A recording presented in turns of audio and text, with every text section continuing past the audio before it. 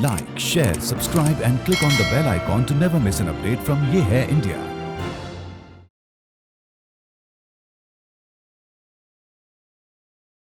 पूरी दुनिया तक कर्नाटक म्यूजिक पहुंचाने वाली भारत रत्न एमएस सुब्बालक्ष्मी जी को सरोजनी नायडू जी ने अपना नाइटिंगेल ऑफ इंडिया का खिताब कब और क्यों दिया, आइए देखते हैं।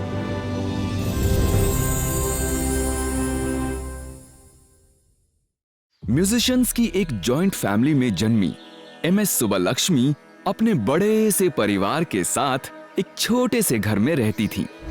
अपनी माँ को वीणा और अपनी नानी को वायलिन बजाता देख सुब्बालक्ष्मी जी का भी म्यूजिक में इंटरेस्ट डेवलप हुआ और वो भी जल्द गाना गाने लगी। उन्होंने बचपन में ही कर्नाटक और हिंदुस्तानी संगीत सीखना शुरू कर दिया, जिसकी वजह से वो पढ़ाई पर ज्यादा ध्यान नहीं दे पाई और जल्द ही स्कूल से ड्रॉप आउट कर गईं। सुब्बालक्ष्मी जी संगीत के लिए इतनी पैशनेट थी कि वो घर पर रहकर अपना ज्यादा से ज्यादा समय म्यूजिक को देती थी। वो सुबह 6 बजे उठकर सिर्फ एक बार तानपुरा ट्यून करती थी और पूरा दिन एक ही स्केल पकड़कर घर में घूमते हुए उस पर गाती रहती थी। हैरानी की बात ये थी कि घंटों गाने के बाद जहां बड़े से बड़े म्यूजिशियंस का स्केल हिल जाता था, वहां उनका स्केल तानपुरा से तब भी मैच करता था। अपने भरपूर टैलेंट को निरंतर रियाज से निखारने की वजह से 11 साल की छोटी सी उम्र में ही उन्हें रॉकफोर्ट टेम्पल, तिरुचिरापल्ली में 100 लोगों के सामने अपनी पहली परफॉर्मेंस देने का मौका मिला। वहीं से उनका स्टेज परफॉर्मेंसेस करने का सिलसिला शुरू हुआ और जब तक वो 17 साल की हुई, तब तक लगभग वो पूरे देश में परफॉर्म कर चुकी थी। उनकी सराहना में न्यूज़पेपर्स में कई आर्टिकल छपने लगे और देखते ही देखते उनके कॉन्सर्ट्स अटेंड करने के लिए लोगों की तादाद बढ़ने लगी।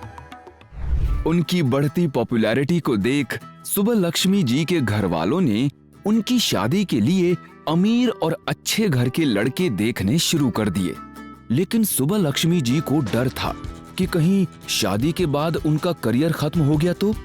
इसीलिए 17 साल की उम्र में उन्होंने घर से भागने का फैसला कर लिया और एक रात सबके सो जाने के बाद वो घर से थोड़ी सी ज्वेलरी लेकर मद्रास आ गई। यहाँ एक जर्नलिस्ट के सदाशिवन ने उन्हें अपने घर में पनाह दी, जिनसे वो अपनी परफॉर्मेंसेस के दौरान मिली थी। सदाशिवन जी सुब्बालक्ष्मी जी के टैलेंट से वाकिफ थे, इसीलिए उन्होंने उन्हें मेंटोर करना शुरू किया और ये सुनिश्चित किया कि उनका म्यूजिक करियर बिना किसी रुकावट के चलता रहे। संगीत की दुनिया में उनकी बढ़ती पॉपुलैरिटी की वजह से कुछ ही समय में सुब्बालक्ष्मी जी को एक्टिंग के ऑफर्स भी आने लगे और उन्होंने मुंशी प्रेमचंद के एक नॉवेल बाजारे हुस्न पर बनी एक मूवी में एक्टिंग की। उस फिल्म में उनकी बहुत प्रशंसा हुई, जिसके बाद सदाशिवन जी ने उन्हें गाने के साथ साथ एक्टिंग पर भी ध्यान देने का सुझाव दिया।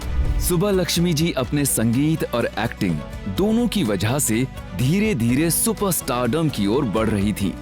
उनके एक्टिंग करियर का पीक तब आया जब 1945 में एक तमिल फिल्म मीरा में कृष्ण भक्त और कवयित्री संत मीराबाई का रोल निभाकर उन्होंने सबको मंत्रमुग्ध कर दिया।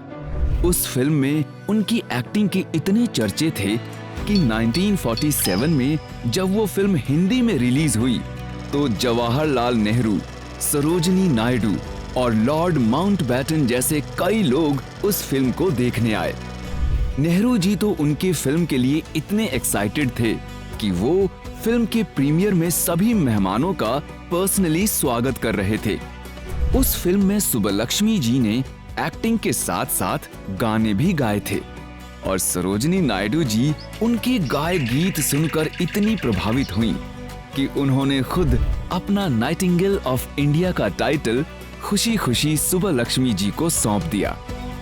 भारत के लोगों पर अपनी छाप छोड़ने के बाद सुब्बालक्ष्मी जी का टैलेंट इंटरनेशनली भी पहचाना जाने लगा और 1966 में उन्होंने यूनाइटेड नेशंस डे पर यूएन के हेडक्वार्टर्स में कर्नाटक म्यूजिक की एक शानदार परफॉर्मेंस देकर वहां के सभी डेलीगेट्स का दिल जीत लिया। दुनिया भर में कर्नाटक म्यूजिक पहुंचाने के लिए उन्हें एशिया के Nobel prize Ramon Magsaysay award से नवाजा गया। भारत सरकार ने भी 1954 में उन्हें पद्म भूषण, 1975 में पद्म विभूषण और 1998 में भारत रत्न देकर सम्मानित किया। वो भारत रत्न पाने वाली भारत की पहली म्यूजिशियन थी। डॉक्टर सर्वपल्ली राधाकृष्णन ने सुब्बलक्ष्मी जी के बारे में एक बार कहा था, उनका म्यूजिक भगवान का तोहफा है और वो देश की सेवा में गाती हैं। सुब्बलक्ष्मी जी ने कर्नाटक म्यूजिक को दुनिया भर में पहुंचाकर सही मायनों में अपनी पूरी जिंदगी देश की सेवा में निकाल दी।